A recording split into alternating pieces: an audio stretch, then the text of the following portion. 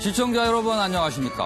화요일에 아침엔 내일경제입니다. 요즘은요, 사만삼이라는 새로운 말이 등장했습니다. 사흘은 춥고 나흘은 미세먼지라는 겁니다. 춥거나 아니면 탁하거나인데 그나마 어떤 게 나은 걸까요? 먼저 각 신문의 일면 기사부터 전해드리겠습니다. 먼저 매일경제신문입니다. 이쪽에 기사가 있군요. 고용부 일자리는 못 만들고 자체 직원만 17% 늘렸다. 일자리를 만드는 게 주무인 고용부. 본인들 일자리만 늘어났다는 내용이네요. 구멍난 일자리 예사 매일경제신문이 요즘 계속 읽고 있는데요.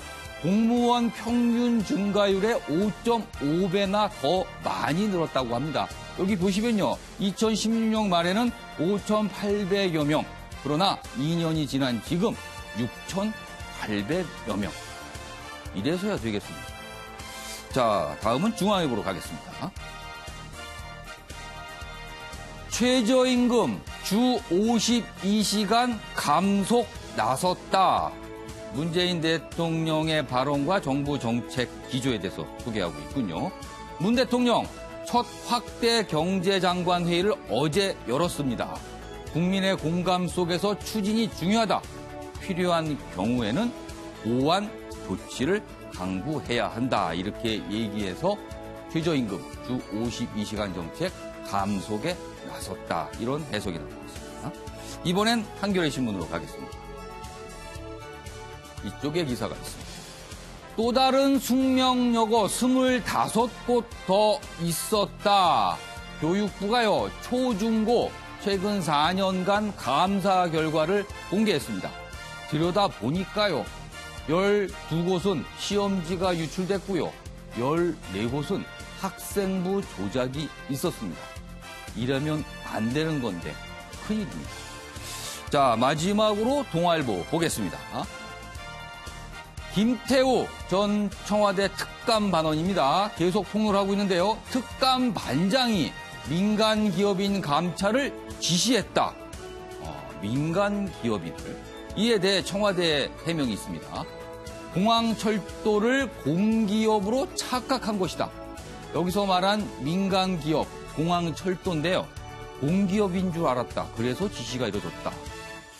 충분한 설명이 될까 모르겠습니다. 자, 지금까지 일면 기사 짚어봤고요. 오늘도 네 분의 패널께서 자리하셨습니다. 한 분씩 소개해드리겠습니다. 먼저 최경철 매일신문 편집위원 나오셨고요. 배재정 전 국회의원, 이경환 변호사, 양지열 변호사 자리하셨습니다. 안녕하세요. 네, 안녕하십니까.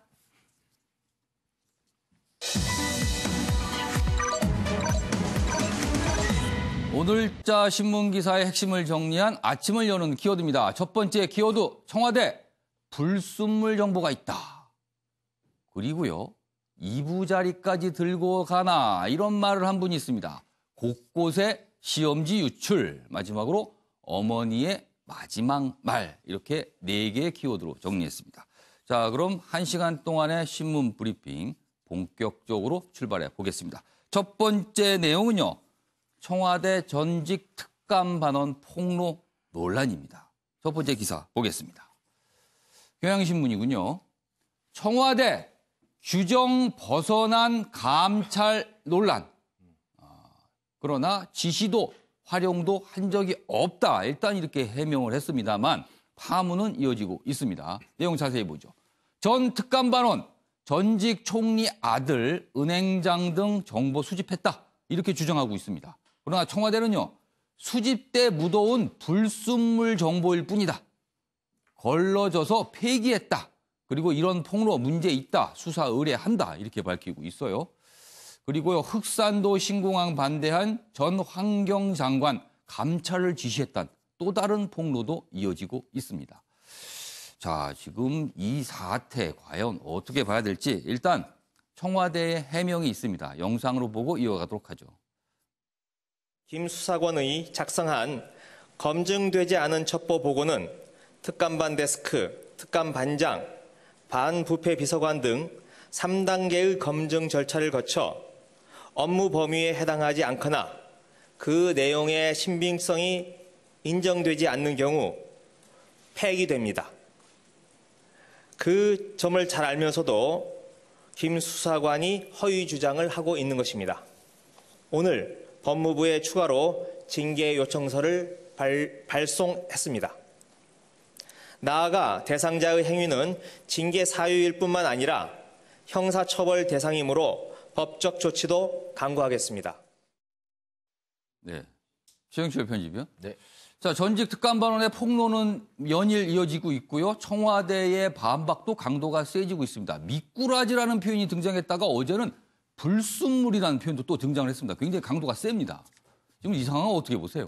청와대가 굉장히 분노하는 모습이 보이고 있습니다. 어제 김의겸 대변인도 오후에 2번씩이나 브리핑을 했고 그다음에 뉴스가 뜰 때마다 지금 그 출입 기자들한테 전부 문자 메시지를 보내서 그렇습니다. 긴 문장에 해명을 하고 있는데 사실 그 해명이 좀 왔다 갔다 하기도 하고 그 해명이 조간신문에 뒤집히기도 하고 그래서 여러 가지 곤혹스러운 것 같은데 특히 민간인 사찰 부분에 대해서는 문재인 정부가 굉장히 따가워하는 부분이 아닌가. 그렇죠. 사실 문재인 정부는 국정원의 국내 정보 수집을 중단한 정부 아닙니까?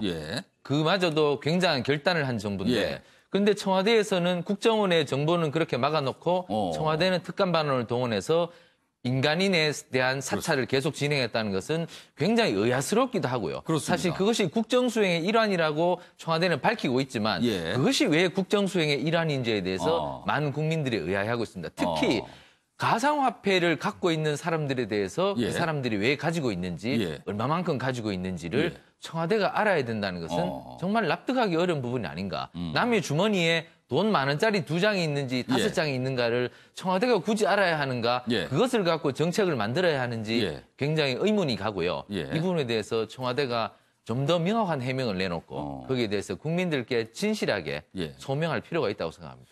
공직사회 기강을 잡기 위한 부분이다. 아니다. 민간인 사찰 부분이다. 그 경계선이 굉장히 묘하게 돼 있거든요. 그래서 이 부분에 대한 시각도 완전히 다른 것 같은데 자, 배재정 전 의원님. 지금 보면은요. 청와대와 6급 공무원 간의 격돌로 비춰지고 있습니다. 이런 상황 청와대 일단 기본적으로 다른 문제는 다 떠나더라도 청와대 내부의 기강 문제하고는 좀 연결될 수 있을 것 같아요. 이 부분은. 네, 저는 먼저 이런 모습을 보이는 것 자체가 국민들께 참 송구한 일이라는 생각이 좀 듭니다. 그런 면에서는 저도 죄송하다는 말씀을 좀 드려야 될 것 같고요. 다만 청와대가 문재인 정부 청와대가 민간인 사찰을 지시했거나 했다고 저는 믿지 않습니다. 아마 많은 국민들께서도 믿지 않으실 거라고 생각하고 우리 편집위원께서도 말씀을 하셨습니다만 국정원의 이 정보 수집까지 금지를 시키는 것이 문재인 정부지 않습니까? 그런데 금방 말씀하신 가상화폐의 경우에는 거의 한 2년 정도 뜨거운 논란이 되었었고 이 가상화폐에 대한 정책은 현재도 정부가 이 세계적인 금융 흐름을 보아가면서 결정하겠다 이런 정도로 좀 복잡다단한 일이어서 그런 내용에 대해서 정보가 필요했을 수는 있으나 그것이 민간인 사찰이라고 저는 생각하지 않고요. 아무튼 이 문제가 더 이상 이렇게 국민들께 송구한 모습을 보이지 않고 좀 깔끔하게 정리가 되었으면 하는 바람을 가지고 있습니다. 자, 청와대가 적극적으로 해명을 하고 있고요. 그다음에 대응 조치를 내놓고 있지만 아직도 여러 가지 풀리지 않는 지점들은 남아 있습니다. 그래서 그와 관련된 기사 2가지 저희가 준비했는데 연속해서 좀 보겠습니다. 첫 번째는 동아일보 기사를 좀 보겠습니다. 여기 보시면요. 공항철도 사장 경찰 수사받던 시기에 청와대 인사가 전화를 했다. 이런 얘기가 나왔어요. 내용 보면요. 특감반장 민간기업 감찰 지시 논란. 이 전직 특감반원이 폭로한 문건에는요. 2041년 돼야 국가 소유 이런 표기가 있는데 민간인 줄 몰랐다는 청와대 해명. 약간 의문이 들지 않느냐. 이렇게 동아일보는 전하고 있고요. 일각에서는 사장 교체 노린 제보 가능성, 여러 가지 제보가 들어서 청와대가 뭔가를 했는데 그 부분이 지금 드러난 게 아니냐 이런 지적도 나오고 있습니다.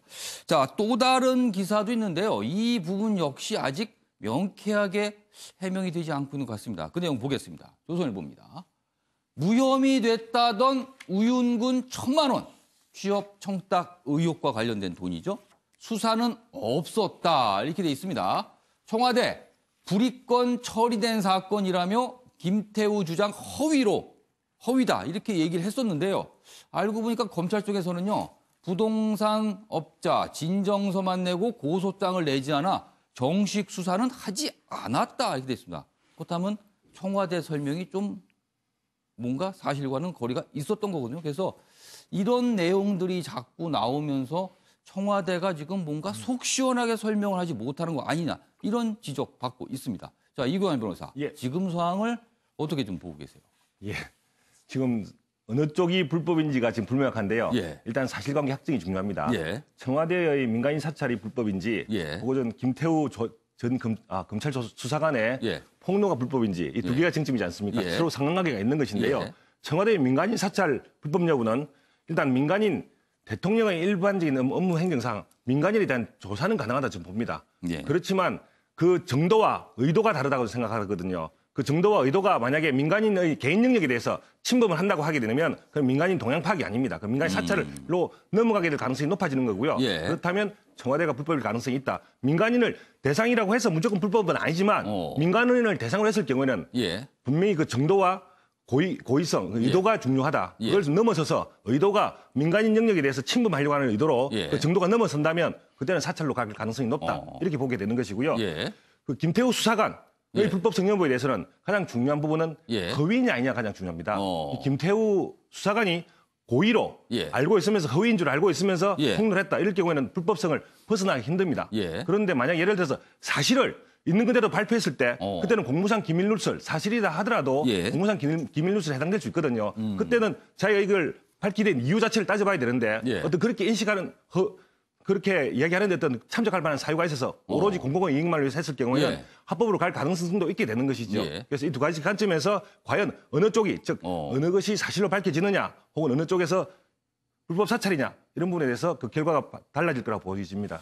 이게 처음에는 청와대 감찰반원의 뭐 전반적인 청와대 내부의 폭로 이렇게 나왔었는데 지금 보니까 민간인 사찰 부분으로 지금 내용이 좀 올라가고 있는 듯한 모습입니다. 양지열 변호사, 아까 공항철도 얘기를 잠깐 저희가 소개를 해드렸는데 공기업인 줄 모르고 지시를 했다. 이 부분에 대한 청와대 설명. 글쎄요, 이걸 어떻게 좀 이해해야 될까요?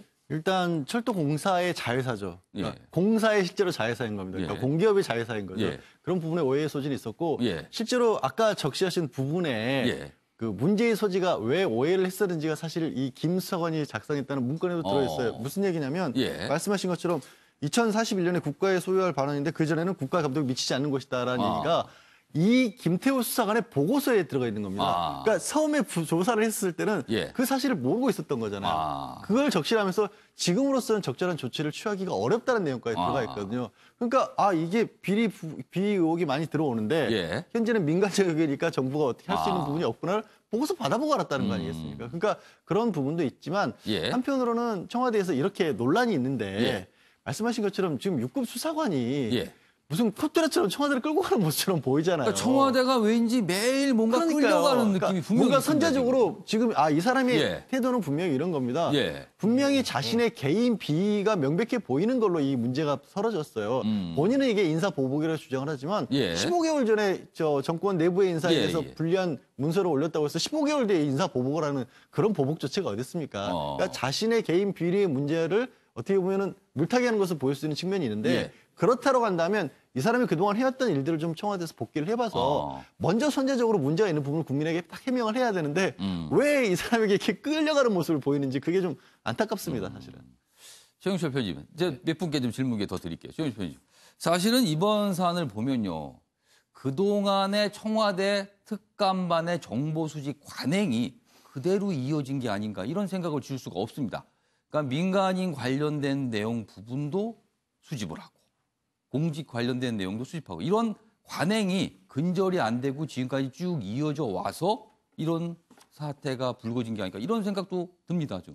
기본적으로 권력은 정보에 대한 욕구를 가지죠. 예. 정보가 없이는 국정을 수행하기가 어려운 지경이고 예. 여러 가지 부족한 점이 생기기 때문에 권력은 무조건 정보에 대한 욕구가 생기게 돼 있습니다. 예. 그러니까 사실 뭐 우리나라 군도 정보부대를 따로 운영하지 않습니까? 예. 그러니까 어떤 기관이든지 정보가 없다면 자신이 행동할 수 있는 어떤 결정력이 떨어지게 되죠. 예. 그러니까 무조건 권력은 정보에 대한 욕구가 커지게 되는데 지금 문재인 정부는 예전과는 다른 모습을 보이겠다고 국민들에게 그렇죠. 그 결심을 드러내 보였고. 그러니까 정부 출범 초부터 그런 걸 천명을 계속 했습니다. 그렇죠. 그렇게 했다면 국정원의 그 국내 정보 파트를 그대로 남겨놨었어야죠. 그리고 정상적으로 예. 그 정보를 받고 해야지 왜 청와대에서 남들이 잘 모르는 예. 그런 정보를 수집하게 하고 예. 국민이 모르게 이런 일들을 했는지에 대해서 예. 국민은 묻고 있다는 거죠. 예. 그러니까 기본적으로 청와대가 이런 일이 발생하는 것은 근본적으로 청와대 권력, 청와대 정부라는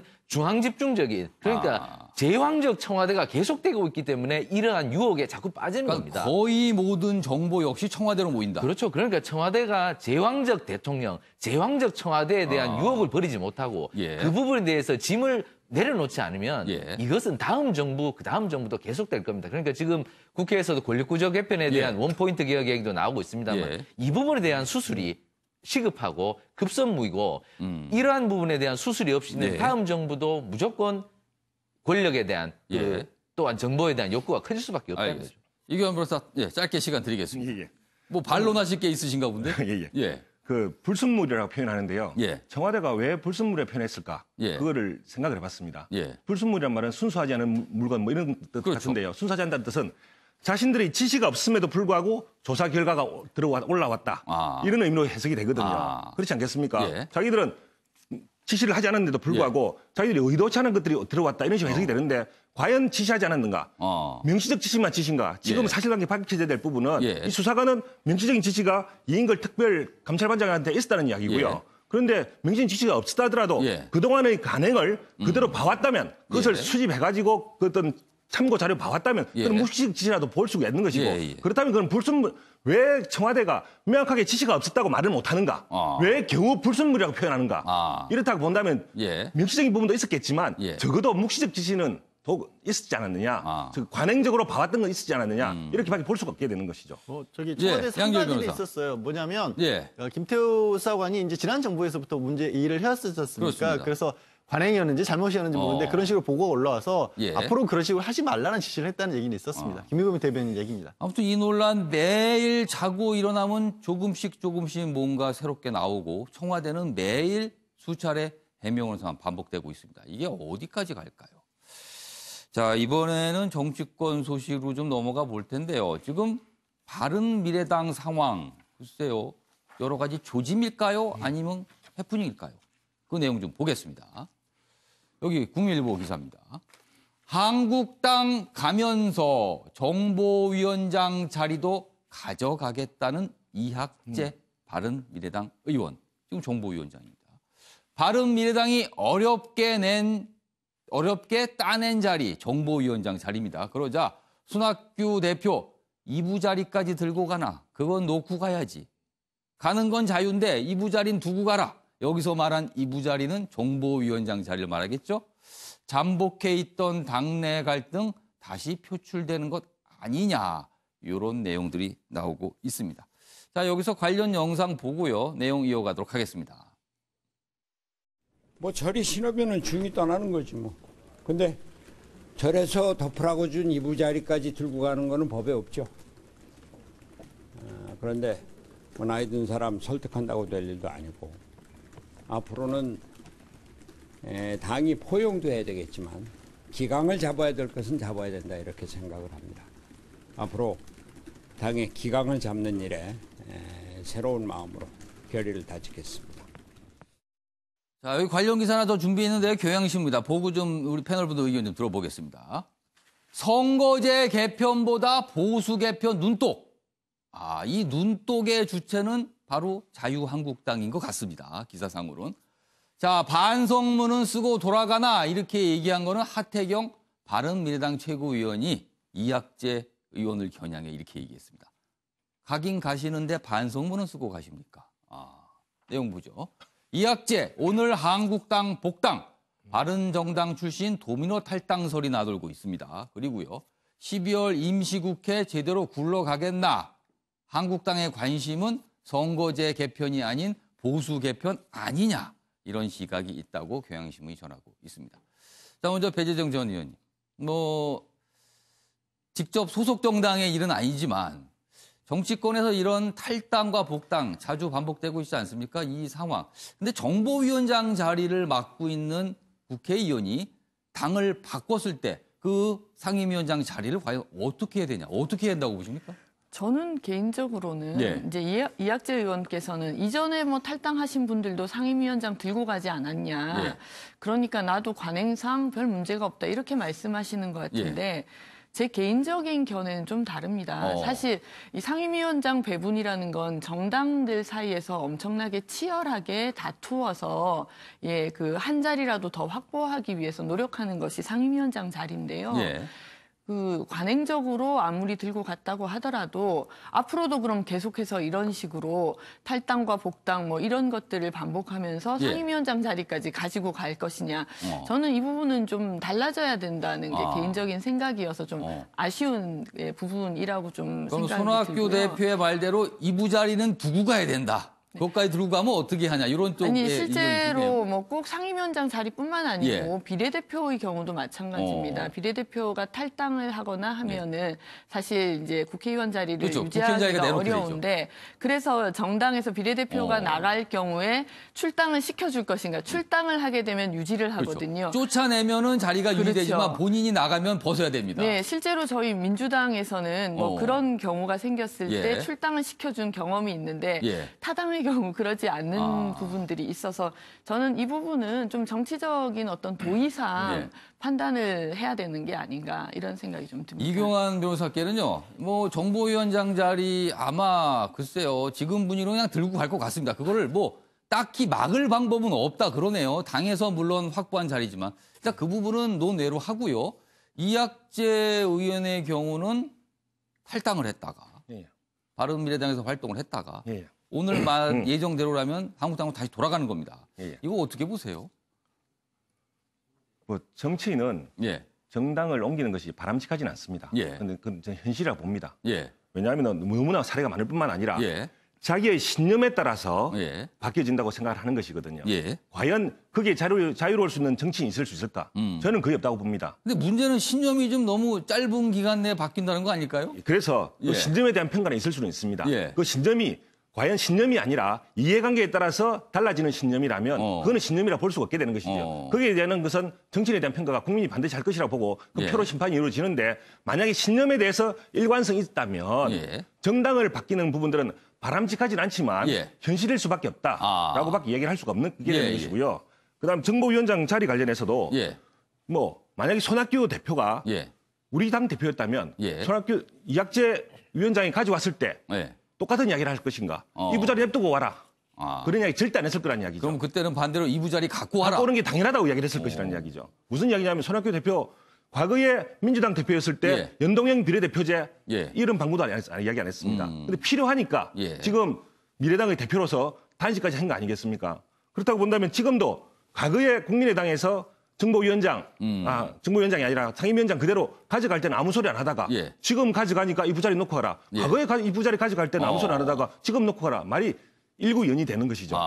그렇다면 지금도 똑같은 논리로 만약에 민주당이었거나 민주당이 오는 사람의 입장이었다고 한다면 똑같이 반응을 안 했을 것이다. 저는 이렇게 보는 거죠. 그러면은 제가 추가 질문 하나 드릴게요. 이학재 의원이 오늘 한국당으로 복당하는 그 부분에 대해서는 좀 긍정적으로 보세요? 아니면 부정적으로 보십니까? 저는 이학재 의원의 개인적인 신념이 아까 말씀드렸다시피 어떤 일관성이 있다면 문제될 여지가 없고요. 거기에 대한 신념이 만약에 다르다고 한다면 이해관계가 왔다 갔다 한다면 거기에 대한 국민의 표로 갈 거라고 보고 있는데 저는 본인이 하는 이야기가 과거에 보수 정당의 어떤 분열이 아니라 어떤 목적을 가지고 갔는데 그 목적을 달성할 수가 없게 됐다. 다시 보수의 이념을 실천할 수 온다. 적어도 명시적으로 그렇게 얘기를 하고 있으니까 그 부분들은 자신의 신념에 있어 어느 정도 해석할 수가 있다라고 본다면 어떤 정당을 바꾸는 것 자체는 과연 제가 말씀드렸지만 정치인으로서 정당을 바꾼 것에 대해서 면죄부를 줄 수는 없지만 과연 자유로울 수 있는가 이 부분에 대한 이야기는 있어야 될 것 같습니다. 답변이 좀 알쏭달쏭하네요. 지금 이경환 변호사가 말씀하신 게. 자, 이학재 의원이 한국당으로 돌아가는 부분은요. 여러 가지 지금 파장과 그다음에 또 다른 조치가 뭔가 움직임이 있을까 이런 추정을 낳고 있는데 바로 유승민 전 대표 이야기입니다. 여기 기사에 경향신문 아까 본 기사에 준비가 돼 있는데 내용 보겠습니다. 여기 있습니다.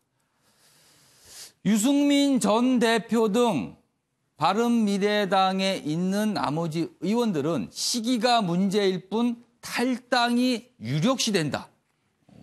유 전 대표는 최근 강연 정치를 통해 보수 재건 개혁을 언급해왔다. 이런 부분을 봤을 때는 탈당은 시간 문제일 뿐이다. 이렇게 전하고 있습니다. 자, 최영철 의원님. 유승민 전 대표의 바른미래당 탈당 그리고 한국당의 가능성 어떻게 보십니까?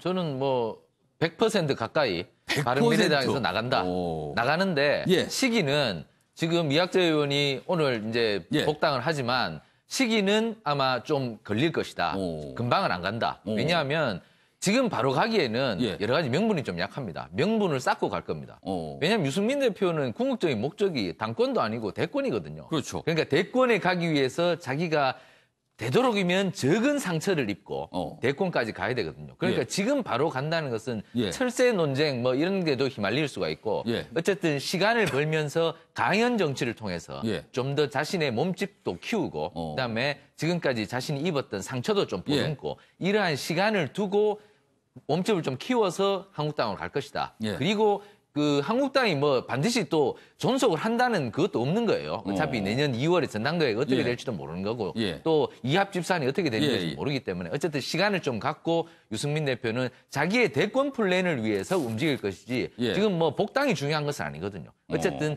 자기는 한 3년 뒤를 보고 정치적 행보를 할 것이다. 이렇기 때문에 복당은 시간이 좀 걸릴 것이다. 하지만 복당은 100% 할 것이다. 양지열 변호사. 최근에 자유한국당 조강특위가 당협위원장 관련된 기준을 발표하고 명단까지 발표했습니다. 그 기준 중에는요. 탈당의 책임자에 대해서 책임을 묻겠다고 되어 있습니다. 자, 넓게 보면 유승민 전 대표 탈당의 책임자로 볼 수도 있습니다. 그런데 한국당으로 복당을 한다. 이건 어떻게 이해됩니까? 그럼에도 불구하고 또 우연의 일치일 수 있겠지만 유승민 의원이 돌아갈 당협위원장이 또 교체 대상으로 빈자리가 마련이 그렇죠. 됐다. 일부러 또 빈자리로 해놓은 듯한 인상도 그러니까요. 있어요. 하필이면 또 그러면서 또 유승민 전 대표 외에 가깝다고 알려진 뭐 이혜원 의원이라가 이런 분들 자리는 또 안 바꿔. 거긴 또 자리가 차 있습니다. 그러다 보니까 자연스럽게 유승민 대표가 어떻게 쏙 빼오려고 하는 의도가 아니냐라는. 그럼 남아 계신 분들은 뭐가 됩니까? 그래야 갈라치기가 되잖아요. 그래야 이제 세력이 아닌 유승민 대표만을 모셔올 수 있다는 이건 이제 어떻게 보면 정치를 주변에서 바라보는 분들의 어떤 호사일 수도 있고 말일 수도 있지만 저는 그런 얘기가 왜 나온지를 먼저 생각을 해봐야 될 것 같아요. 그러니까 자유한국당은 현재로서는 어떻게 보면 어쨌든 보수 연대라고 하는 큰 틀을 만들어 나가야 되고 그러려면 적어도 국민적인 지지를 어느 정도 받고 있는 분들, 그러니까 잠재적인 잠룡급들이라고 할 수 있는 분들을 많이 확보를 해야 일단은 그 여지까지도 아직 뭐 여러 가지 뭐 현재 민주당이 그렇게 잘해서가 아니라 자유한국당은 아직 회복을 못 하고 있지 않습니까? 사실은 그런 부분을 만회할 수 있게 해서는 결국에는 세를 키우는 게 가장 중요한 거거든요. 그런 어떤 카드 중에 하나 결코 버릴 수 없는 카드라고 저는 봅니다. 지금 이런 움직임을 보면요, 정치에서는 원칙보다는 현실이 더 값을 받지 않는가. 이게 옳은 건지 그런 건지 모르겠습니다. 이런 느낌이 좀 듭니다. 배희정 의원님. 네, 저는 경향신문 제목을 보면요. 선거제 개편보다 보수 개편 눈독이라고 있지 않습니까? 지금 선거제가 과연 개편될 것인지 뭐 여야가 합의를 했습니다만 또 파열음이 나오고 있는 상황에서 만약에 연동형 비례대표제든 다당제가 보다 잘 구축될 수 있는 시스템이 도입이 된다면 이런 보수 단일화 움직임은 거기서 차단이 될 수 있을 텐데 지금 이학재 의원이 옮기시고 또 말씀하시는 거에 비추어 보더라도 선거제 개편에 대해서 아주 좀 회의적으로 보고 있는 것이 아닌가.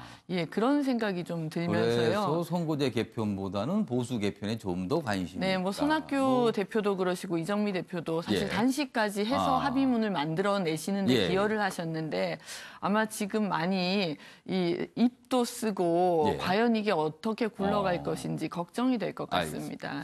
자, 이번에는요. 더불어민주당과 문재인 대통령 지지율 관련 내용 좀 보겠습니다. 첫 번째 기사 좀 보겠습니다. 한국일보입니다. 32.1% 대 32.8%. 거의 같군요. 그러나 살짝 앞서는 부분이 있는데요. PK, 부산 경남 지지율 한국당에 역전당한 민주당. 빨간불 들어온 거 아니냐 이렇게 돼 있습니다. 리얼미터 여론조사인데요. 제조업 붕괴로 경기 침체 장기화, 실망감 커지면서 3주째 격차 못 좁히고 있다. 그래서 지지율이 뒤집혔다. PK 지역 상황이다. 이렇게 돼 있습니다. 자, 이번에는요. 20대의 지지율을 다룬 기사가 있습니다. 그 지지율 기사까지 마저 보도록 하겠습니다. 여기 보시죠. 이쪽 끝에 있군요. 조선일보입니다. 대통령 지지율 기현상이라고 제목을 달았습니다. 20대 남자는요. 29%로 연령별로는 최저고요.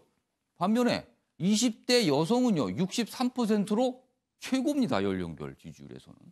그래서 같은 20대인데 어떻게 남자와 여자가 이렇게 다를까?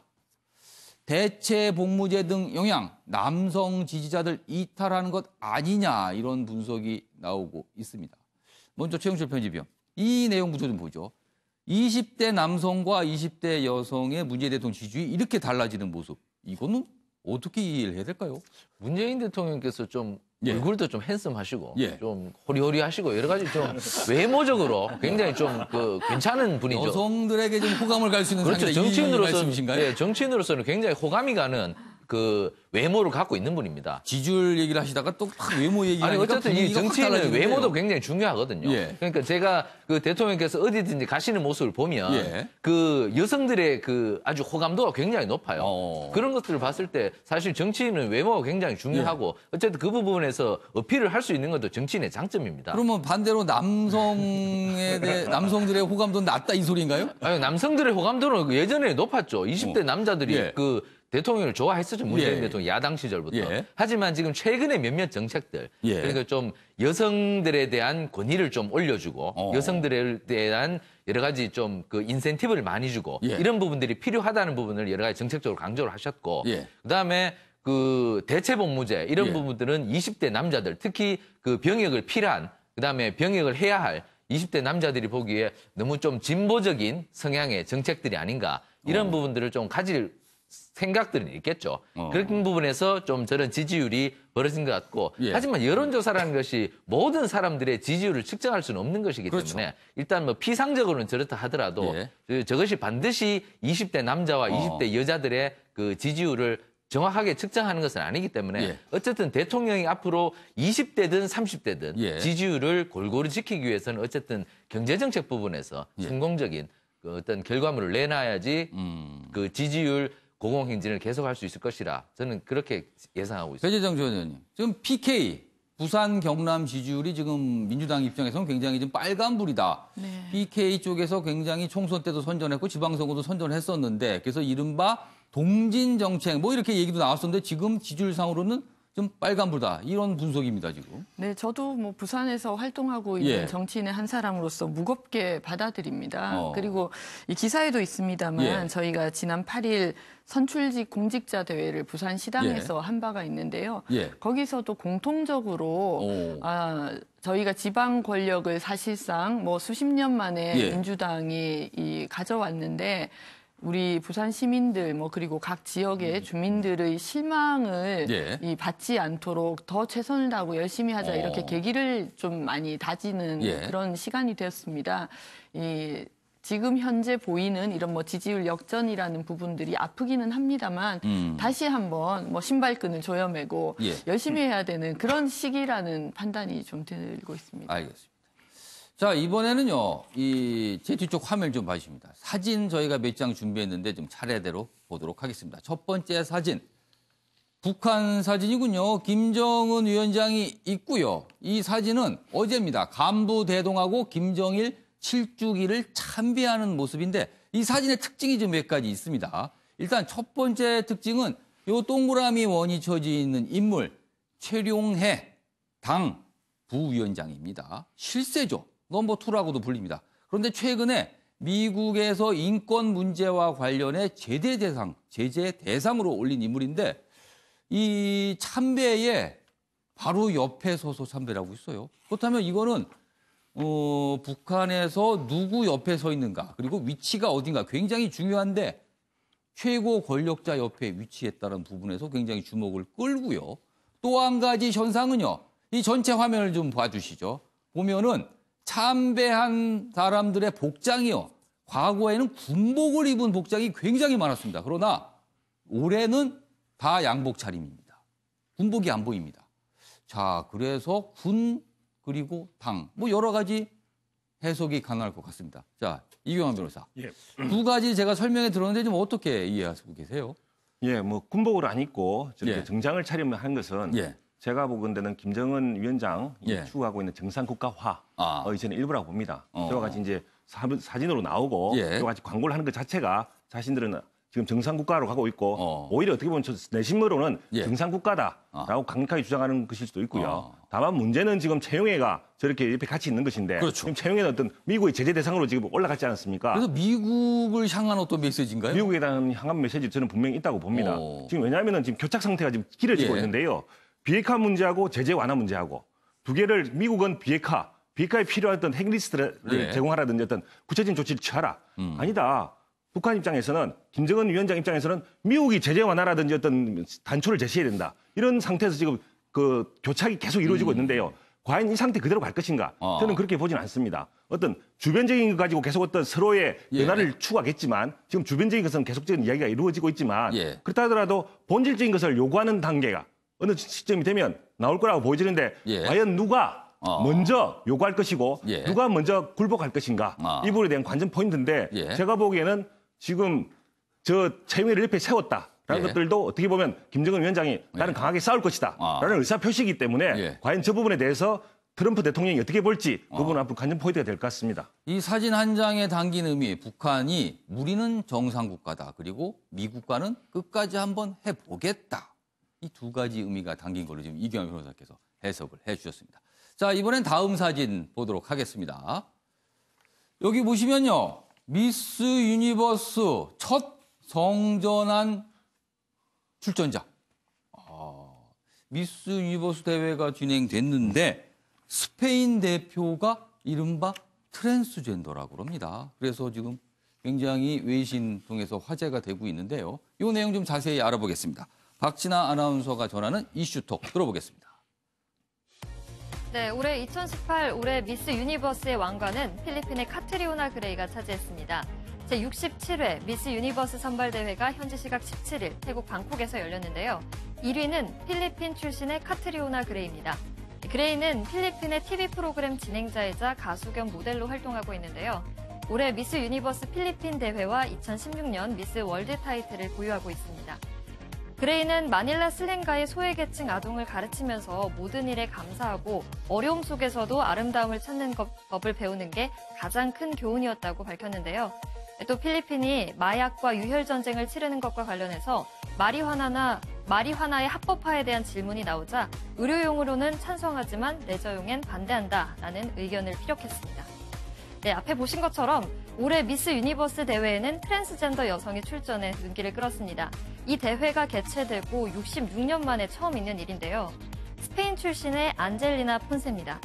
성전환 출전자로 무대를 누빈 폰세는 미스 유니버스 역사와 함께해서 영광스럽고 자랑스럽다라고 출전 소감을 밝혔습니다. 이처럼 최근 미인 대회는 변화의 물결이 일고 있습니다. 지난 9월에 열린 미스 아메리칸 선발대회가 있었는데요. 올해 처음으로 수영복 심사를 폐지했습니다. 여성의 성상품화 논란을 빚어온 이 수영복 심사를 공식적으로 폐지하고 대신 면접 형식의 무대 인터뷰를 했는데요. 외모 평가보단 재능과 지성을 평가하겠다는 대회 취지를 밝힌 거죠. 98년의 역사를 가진 미국의 미인 선발대회도 이렇게 변화의 물결이 일었습니다. 지금까지 박진아의 이슈톡이었습니다. 세상은 늘 바뀌고 그 바뀌는 방향은 가만히 보면요 다양화되고 있습니다. 지금 방금 보신 내용도 그런 변화의 모습을 나타내는 게 아닌가 이런 생각이 듭니다. 자, 이번에는 학교 비리에 관한 내용을 좀 보도록 하겠습니다. 기사 저희가 한 두 가지 정도 준비했는데 첫 번째 기사 좀 보도록 하겠습니다. 여기 있습니다. 조선일보인데요. 숙명 요구만이 아니었다. 고교 시험지 유출 4년간 13건. 내용 보시죠. 교육부 초중고 감사 결과 공개했는데요. 학생부 조작, 허위 기재는 15건. 이러면 안 되는 거 아닙니까? 이래서 대학 입시에서 학생부에 대한 불신 계속 커지고 있는데 다시 한번 그거를 보여주는 내용이 아닌가 합니다. 이런 일도 있었군요. 교사 아버지가 딸 학생부를 고치기도 했답니다. 그러면요. 본인 딸은 혜택을 보겠지만 이 혜택 뒤에는 피해를 보는 학생이 있을 겁니다. 그건 어떻게 하려고 그러는 거죠? 자, 양지열 변호사. 이런 게 있군요. 진짜 들여다보니까. 있는 정도가 아니라 굉장히 충격적이네요. 예. 오히려 지금 10곳 중 9곳, 그러니까 안 고친 데가 오히려 더 문제 없는 곳이 더 적었다는 거 아니겠습니까? 감사에 적발되지 않은 비율이 8%밖에 안 된다고 합니다. 그리고 우리가 학교라는 곳이요. 생각보다 어떻게 보면 잘못된 권위가 남아있는 곳 중에 한 곳이라는 생각을 안 할 수가 없어요. 많이들 뭐 교권이 떨어졌다, 여러 가지 뭐 교사들이 예전 같지 않다, 학교 교사를 바라보는 눈도 다르다라고 하지만 여전히 학교는 굉장히 존중하고 있고 저런 부분에 있어서 자율성을 굉장히 보장해주고 있는데도 불구하고 그 부작용으로서 이런 문제가 일어날 수 있다라고 밖에 볼 수 없고 그렇다면 더 이상 이제 학교라는 곳에 대해서도 투명함을 더 요구할 수밖에 없는 상황이 됐다. 이거는 어떻게 보면 학부모나 특히 문제나 학부모나 학생이 교사들을 향해서 이런 목소리를 절대적으로 내기가 불가능한 구조예요. 현실적으로. 학생들 뭐 사실상 학생들의 학생부를 그 절대적인 권한을 가지고 있는 게 선생님들인데 그 교사에 대해서 어떻게 학생이 목소리를 내고 또 학부모가 목소리를 내겠습니까? 그러니까 이 부분은 어떻게 보면 교육부에서 그리고 사회 전체적으로 앞으로 어떻게 고쳐나갈지를 만들어 나가야 될 그런 시점이라고 봅니다. 한국일보 기사도 비슷한 내용인데 좀 다른 내용이 있어서 보겠습니다. 학생부 임의로 고쳐주고 시험 문제는 재탕, 삼탕 뭐 봐주겠답니다. 대놓고 봐주겠다. 점수 잘 받아서 대학 가라. 이 얘기인데요. 여기 보겠습니다. 10곳 중 9곳은 각종 부정이 적발됐습니다. 자, 이렇게 되면 실감을 못 하실 것 같아요. 여기 보면은요. 요번에 종합감사 대상이 된 초중고가 전국에 1,300여 개가 있습니다. 그 중에서요.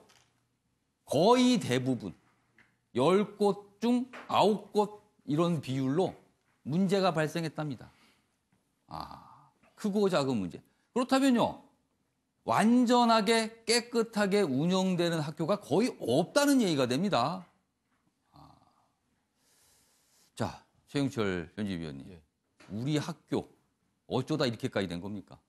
저는 학교만 믿어서 이런 문제가 자꾸만 재생산되고 또다시 반복된다고 생각합니다. 학교를 믿는다는 것은 참 우리나라 사회에서 신뢰라는 것이 굉장히 좋은 부분이지만 신뢰만 갖고 무엇이든지 되는 것은 아니거든요. 어찌됐든 신뢰를 가져야 하지만 그 신뢰를 뒷받침하기 위해서는 제도가 똑바로 선행되어야 하는 거거든요. 결국 제도는 어떤 제도가 필요한가? 학교가 저런 식으로 장난을 못 치도록 어떤 제도가 있어야 되는데 그 제도라는 것은 모든 그러면 교육청의 직원들이 학교에 가서 감시를 할 수는 없다는 것이죠. 그렇다면 이 수시를 이렇게 마냥 늘려갈 수 있을 것인가? 아니면 대학에 완전히 자율권을 줘서 대학이 마음대로 학생들을 뽑도록 하든지 아니면 정부가 간섭을 할 것이면 정시만 두든지 이런 식으로 그 제대로 된 제도적인 수술이 필요하다는 것이죠. 지금 저렇게 놔두고 학교만 믿어가지고는 계속 불신만 커질 텐데 교육부가 저 입시 제도에 대해서 정말 제대로 된 수술이 있어야 학교에 대한 신뢰가 이 정도로 남아 형성이 되지. 앞으로 저렇게 계속 반복이 된다는 것은 학교에 대한 불신만 키우고 입시 제도가 이렇게 돼서는 더 지탱이 안 되는 것이죠. 최근에 어떤 교육 전문가가 쓴 내용을 보니까요. 과거의 대입은 학력고사를 통해서 봤습니다. 그런데 그 학력고사가 줄세우기라면 지금의 수능과 학생부는요. 줄세우기에다 괴물이 더해진 것이다. 이 괴물을 어찌 감당할 것이냐. 이렇게 묻는 내용이 좀 있더군요. 자, 정부는 어떻게 감당을 하시겠습니까? 정말. 자, 이번에는요. 참혹하기도 하고 안타깝기도 한 내용을 좀 보겠습니다. 여기 기사 준비되어 있습니다. 중앙일보입니다. 자식에게 살해된 어머니. 끔찍합니다. 존속 살해입니다. 그런데요. 그 어머니가 숨지면서 한 마지막 말이 이겁니다. 아들아, 옷 갈아입고 도망가라. 내용 보면요. 피 흘리며 죽어가면서 자식 걱정한 어머니. 대법원 존속 살해로 30대의 징역 20년을 확정했습니다. 자, 내용 좀 자세히 보시죠. 여기 보면요. 앞서 1, 2심 재판부는 범행의 수단과 방법이 너무나 참혹해 피해자의 신체적, 정신적 고통이 매우 컸을 것이라며 이렇게 일단 얘기를 하고요. 너무나 고통이 컸을 그 피해자 얘기를 합니다. 그런데 피해자는 피를 흘리며 죽어가면서도 옷을 갈아입고 도망가라고 이야기했다는데 이 아들은 단지 범행이 발각될 것을 염려해 피해자를 방치하고 현장을 벗어났다. 이렇게 재판부가 질타를 했습니다.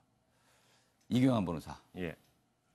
이걸 어떻게 좀 얘기해야 돼? 사실 오늘 이 기사를요. 우리 제작진과 고민했습니다. 과연 소개를 하는 게 맞는 것인지. 그러나 좀 저희가 선택을 했습니다. 어떻게 보십니까? 예. 저도 이 기사를 보고 예. 아들아 옷 갈아입고 도망가라.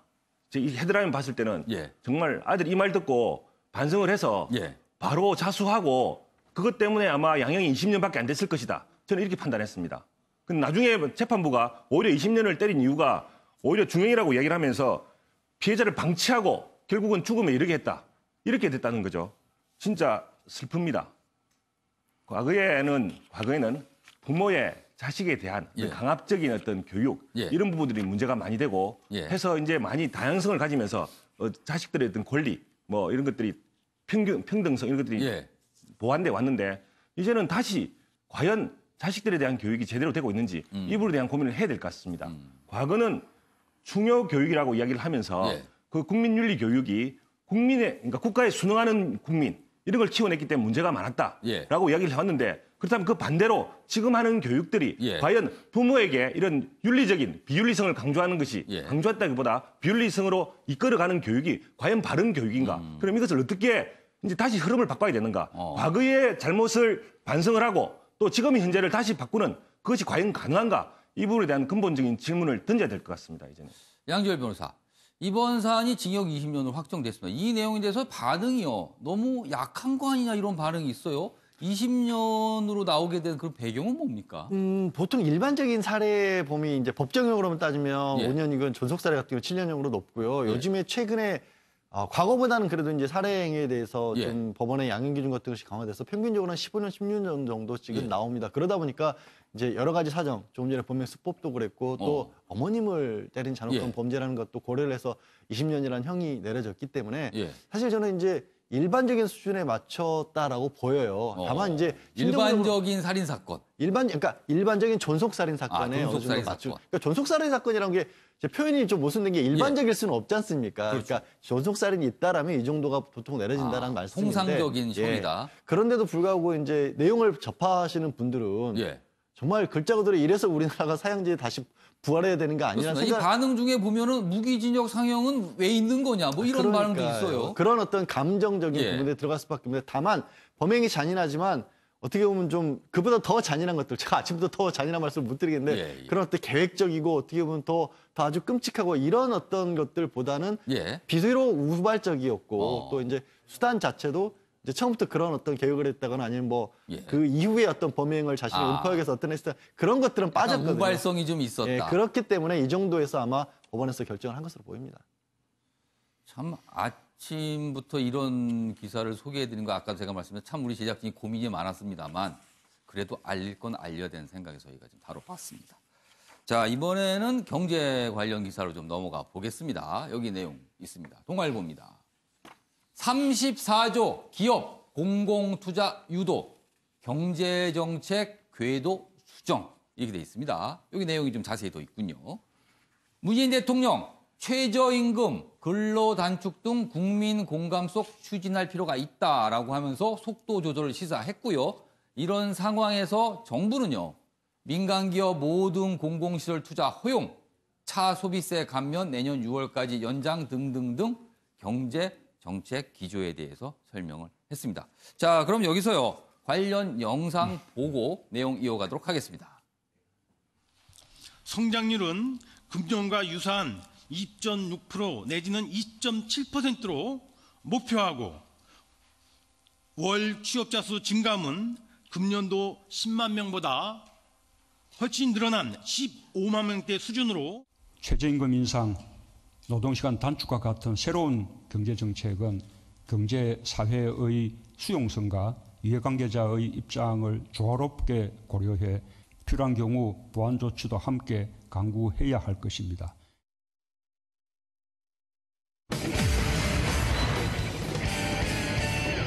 자, 정부의 정책 기조 변화. 저희가 방금 기사와 영상으로 봤는데요. 이 변화에 대한 두 가지 신문, 사설을 좀 비교해 보도록 하겠습니다. 첫 번째는 한국일보. 이렇게 평가를 했군요. 늦긴 했으나 긍정적 국민 체감 성과를 내야 할 때다. 이렇게 평가를 했는데 반면에 경향신문은요. 역주행 휴유증 우려된다. 소득주도 성장 뒷전으로 밀려났다. 이렇게 지적을 하는 내용입니다. 자, 그럼 차례로 사설 보겠습니다. 먼저 한국일보 사설이 여기 준비되어 있군요. 정책 중심축 옮긴 제이노믹스. 내년엔 국민 체감 성과를 내야 한다. 이런 제목을 달고 있고요. 내용을 보시죠. 최저임금 인상, 노동시간 단축, 보완 의지. 평가는 여기 있습니다. 늦기는 했으나 경제 활력 회복 우선은 긍정적이다. 긍정적이다. 그리고요.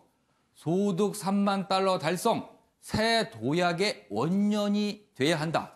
그러니까 한마디로 말하면 정책 기조 잘 바꿨다. 늦었지만 잘 바꿨다. 이런 평가입니다.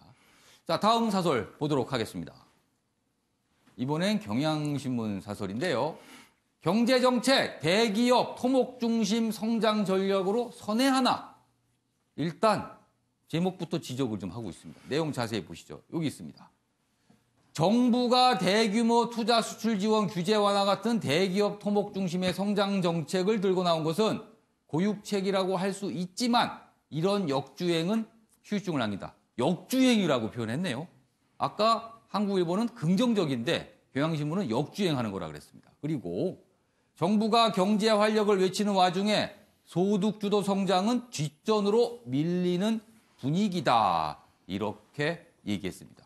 역주행, 뒷전으로 밀린다. 자, 저희가 지금 두 개의 사설 비교해 봤는데요. 네 분의 패널께서는 어떻게 보셨는지 한 분씩 의견 들어보도록 하겠습니다. 먼저 최경철 편집위원께서는요. 두 개의 사설 중에 어느 쪽에 좀 더 공감이 가십니까? 예, 저는 뭐 한국일보 사설에 공감을 하고요. 예. 어제 대통령께서 오전에 청와대에서 확대 경제장관 회의를 취임 후에 첫 번째로 주재를 하셨는데 예.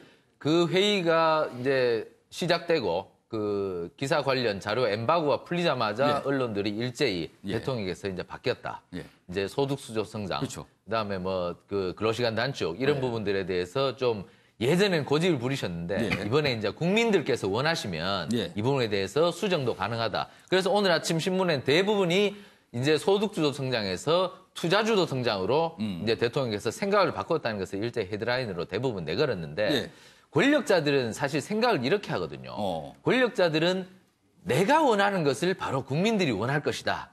이런 함정과 오류에 빠지기 쉽습니다. 그러니까 내가 권력자가 된 것이다. 그렇죠. 그렇기 때문에 내가 소득주도 성장을 하자고 하는 것은 국민들이 원하기 때문에 하자고 하는 것이다. 이런 오류와 함정에 빠지기 쉬운데 예. 그러다 보니까 한 1년 반 동안 대통령에서 경제 부분에 대해서는 예. 점수를 좀 많이 못 받았거든요. 예. 프랑스의 마크롱을 한번 보십시오. 예. 유류세 인상을 통해서 좋은 공기질을 가져다 주겠다고 예. 국민들에게 가르쳤죠. 예. 근데 국민들은 그런 거 가르치지만 나는 그거 싫어. 나는 그냥 기름값 싼 게 좋아. 공기보다는. 폭동이 났습니다. 그렇죠. 그러니까 폭동이 나고 마크롱은 그 유류세에 대해서 국민들의 뜻을 따르게 된 것이지 않습니까? 대통령이란 것, 권력 엘리트란 분들이 국민들을 가르치려 하거나 예. 국민들의 민심에 반해서 자기 뜻대로 끌고 가려고 해서는 안 되거든요. 예. 항상 국민 민심 곁에 항상 있을 때 정책은 성공하는 것입니다. 예. 대통령께서 이러한 부분에 어제 그 회의에서 예. 약간의 수정에 대한 목소리를 내신 것은 아주 다행스러운 것이라고 저는 생각합니다. 알겠습니다. 배재정 전 의원께서는 두 개의 사설 중 어느 쪽에 공감을 하십니까? 우선 경향신문의 이런 우려도 저는 뭐 충분히 있을 예. 수 있다는 생각이 듭니다만 예. 지금 이제 저도 현장을 직접 다니면서 예. 어려움을 호소하시는 국민들이 많이 계신 것 또한 아까 저희가 사실이거든요. PK 지지율 얘기를 좀 했는데 네네. PK 쪽이 특히 좀 여러 가지 좀 뭐라 그럴까요? 불만, PK 내진 지적이 지역은 있죠? 뭐 여러 가지가 겹쳐 있죠. 예를 들어서 이렇게 경제적인 어려운 부분도 있는 것이고 또 지역 균형 발전, 뭐 이 지방 분권을 이야기하고 있습니다만 예. 그것이 생각보다 속도가 나지 않는 데 대한 이제 불만도 있으실 예. 수 있을 것 같은데요. 저는 대통령께서 소득주도 성장을 버렸다거나 폐기했다거나 하신 것은 아니라고 사실 확신을 합니다. 예. 소득주도 성장과 혁신성장과 공정경제가 사실 문재인 정부의 중요한 경제정책의 예. 틀인데요. 그러면서도 현장에서 받아들이기 어려울 정도로 어떻게 보면 소득주도 성장의 속도가 좀 빨라지다 보니까 예. 이런 부분들에 대해서 계속해서 이제 경고음이 울렸던 것이고 그 부분을 조금 더 적극적으로 반영하셔서 지금 예. 이제 정책 기조의 일정한 변화가 이루어졌다고 생각을 하고 있기 때문에 예. 경향신문의 이런 우려도 이해는 하지만 예. 지금으로서는 일단 현장의 어려움들을 먼저 좀 보살펴드리고 국민들이 원하시는 것을 해드리는 것이 필요하지 않겠나 이렇게 생각을 알겠습니다. 합니다. 예. 이교환 변호사께서는 어떻게 보셨습니까? 예. 뭐 굳이 경향과 한국일보 사설을 둘 중에 하나 선택하라 그러면 예. 한국일보에 가깝겠지만 뭐 굳이 선택은 안 하셔도 되고요. 그냥 굳이 선택을 어떻게 좀 보시는지 하시고 말씀하셔도 저는 상관없습니다. 조금 전에 배재정 예. 의원께서도 말씀하셨지만 예. 기본적으로 문재인 대통령이 본인의 어떤 경제 정책을 바꿨다고 생각하지 않습니다. 원래 이 현 정부가 예. 소득주도 성장이나 공정경제, 혁신성장 이 세 가지 축이라고 이야기를 해왔는데 예. 사실은 세 가지 축이 아니었습니다. 예. 축은 두 축이었고요. 소득주도 성장하고 공정경제 두 축이었고 혁신성장은 거의 끼워놓은 그밖에 되지 않았는데 이제 드디어 본인이 이전에 주장해왔던 혁신성장에 대해서 이제 다시 강조를 하기 시작했다는 걸로 저는 보고 있는 것이고요. 예. 그렇지만 이 혁신성장이라는 거하고 소득주도 성장이 예. 물론 말은 두 개 다 병립이 가능하지만 예. 일정 정도 서로 모순이 될 수도 있는 여지가 있다고 보여집니다. 그렇다면 이 부분의 모순점을 갖다가 어떻게 해소할 것인가? 예. 즉 소득주도 성장에 대한 어떤 잘못된 것을 인정한다면 예. 여기에 대한 반성이 있어야 되는데 여기에 대한 정책의 반성, 인정은 안 하고 잘못에 대한 인정은 하지 않고 있다는 것이죠. 그 이야기는 뭐냐면 소득주도 성장이 그대로 간다. 예. 다만 소득주도 성장에 대해서 일부 잘못된 점에 대해서는 예. 보완을 하겠다는 차원인데 그렇게 해서 과연 지금 이야기하는 혁신 성장이 이루어질지, 예. 그리고 지금 이야기하는 투자 주도 성장, 아까 예. 우리 위원님께서도 얘기하셨지만 과연 그렇게 바꿨는지 저는 이 부분에 대해서 의문점이 있습니다. 저는 투자 주도 성장 말은 그렇게 하지만 투자는 주도 성장이라 생각하지는 않고요. 예. 다만 지금 소득 주도 성장에서 잘못된 부분을 조금 겨우 보완하는 수준에 그칠 것이다. 그래서 혁신 성장이라고 하는 것들도 본질적으로는 예. 그 소득 주도 성장의 하위 수준에 있을 가능성이 높은데 예. 그렇다 하더라도 혁신 성장으로 눈길을 돌리기 시작한 것, 예. 이 점은 평가해 줄 만하다. 이렇게 볼 수 있을 것 같습니다. 양지열 변호사께서는 어떻게 보셨습니까? 두 개의 사설. 저는 양쪽 다 이제 각자 바라는 쪽 얘기를 하신 것 같아요. 이게 예. 실제 문재인 대통령의 정책에 대한 어떤 분석보다는. 예. 그러니까 무슨 말씀이냐면 저는 어제 하신 말씀이 고속도로 휴게실 들러서 가자라는 얘기이신 것 같아요. 그러니까, 휴게실 들러서 가자. 그러니까 부산에 가면 저기 뭐 회도 있고 바닷가도 있고 좋은 데 많은데 예. 거기를 가려고 했는데 중간에 너무 사람들이 배도 고프고 기름도 떨어져가고 화장실도 가야 될 것 같다. 이대로 부산까지 못 간다. 이 상태로 이 속도로는. 예. 그러니까 그럼 오케이 알았다. 휴게실에 들렸다 가자라고 해서 지금 어느 정도 그런 어떤 조치를 취하신 건데 예. 그 조치를 취하다 보니까 한쪽에서는 야 이거 들린 김에 저 아까부터 내가 저기 부산 가는 거 싫다 그러지 않았냐. 우리 예. 대전 쪽으로 가고 싶다. 이왕에 돌린 거 휴게실 들린 김에 대전 쪽으로 방향을 바꾸자라는 얘기를 한국일보는 하시는 것 같고 예. 경영신문은 이러다가 부산 안 가고 대전 가는 거 아니야? 예. 우리 가는 길을 부산으로 가는 건 맞지? 라고 지금 얘기를 하고 있는 것 같습니다. 비유가 재밌네요. 고속도로를 달리고 있는데 휴게소에 좀 잠깐 들려서 좀 배 좀 채우고 민생을 좀 해결하고 가는 거다. 이런 말씀이셨습니다. 알겠습니다. 자, 이번에는요. 24살 젊은이의 목숨을 앗아간 태안화력발전소 사고 얘기 좀 해보겠습니다. 정부에서 대책을 내놓았습니다. 그 내용입니다. 한국일보입니다. 2인 1조 근무 의무화했지만 안 지켜도 제재 수단 없어. 제재 수단이 없는데 이게 의무화입니까? 의무라는 건 원래 제재가 따라야 되는 건데. 정부 태안화력사고 대책 발표 6개월 미만 직원 단독 작업 금지. 뭐 종합점검 실사 등 그다음에 고용부 위험작업 도급 금지 확대. 안전법 개정 통과 촉구에 그쳤다. 원청화점 구조 문제 해소도 미흡하다.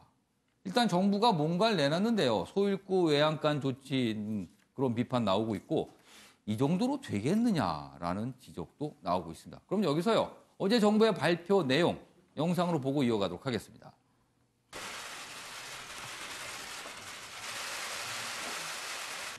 불의 사고로 유명을 달리한 고 김용균님 영전에 깊은 애도를 표하며 유가족 분들께 깊은 위로의 말씀을 드립니다. 관계부처 장관으로서 참담한 심정으로 국민 여러분께도 송구스럽게 생각합니다. 이 책임을 대통령이 좀 졌으면 좋겠어요. 대통령이 저의 이 아픈 마음을 만져주시고 알아주시고 그리고 위험에 지금 노출되어 있는 그 애들도 당장 해결해 주셨으면 좋겠습니다. 여러분 도와주세요. 네, 지금 아들을 잃은 어머니의 외침이었습니다. 지금도 위험에 노출돼 있는 젊은이들이 있는데 이거 대통령께서 어떻게 하시겠습니까? 라고 지금 묻고 있습니다. 배재정 전 의원님. 저도 26살 아들이 있는 예. 사람으로서 예. 저희 아들보다 2살이 어린 예. 청년의 이렇게 위험의 외주화라고 이야기를 예. 하죠. 예, 하청업체 직원으로 일하다가 이렇게 목숨을 잃게 되는 사고가 생기니까 정말 뭐라고 말씀드릴 수가 없을 정도로 가슴이 아픕니다. 이 부분은 정부가 우선 이제 대책을 발표했습니다만 예. 대책이라는 것은 당연히 거기에 따른 뭐 예산도 필요할 것이고요. 예. 제도적인 정비도 필요할 것이어서 이 당장 예를 들어서 2인 1조 근무를 의무화했지만 뭐 제재 수단이 없다 이런 예. 비판이 나오고 있는 것 같은데요. 이 부분은 차츰 예산도 확보를 해서 이렇게 인원을 좀 충원할 수 있도록 지원을 한다든가 이런 예. 쪽으로 바뀌어야 될 것 같고요. 예. 국회에도 안전 관련 법안들이 많이 지금 계류되어 있는 예. 것으로 알고 있습니다. 이런 부분들을 국회가 뭐 민생을 사실 이야기는 참 많이 하는데 예. 정작 중요한 법들이 밀려서 제대로 처리가 되지 못하는 경우가 많이 있지 않겠습니까? 12월 임시국회가 열리는 김에 이런 부분들도 같이 처리해서 정부가 함께 이런 피해가 더 이상 일어나지 않도록 바꿀 수 있는 그런 이제 제도적인 장치를 마련해야 될 것 같습니다. 예. 이번 사안에 뭐 대책으로 외주화를 해결해야 된다. 그다음에 비정규직 문제와 관련된 여러 가지 얘기했지만 곰곰이 근본을 따져보면요. 능력 있고 경험 많고 오랫동안 근무한 분들이 오히려 더 그분들이 위험한 작업을 잘 알아서 해야 되는데 아무것도 모르고 들어온 지 얼마 안 되는 새파란 젊은이한테 그걸 맡기는 겁니다. 어른들이 과연 이래야 되는지 그 부분이 근본적인 문제가 아닌가 싶기도 합니다.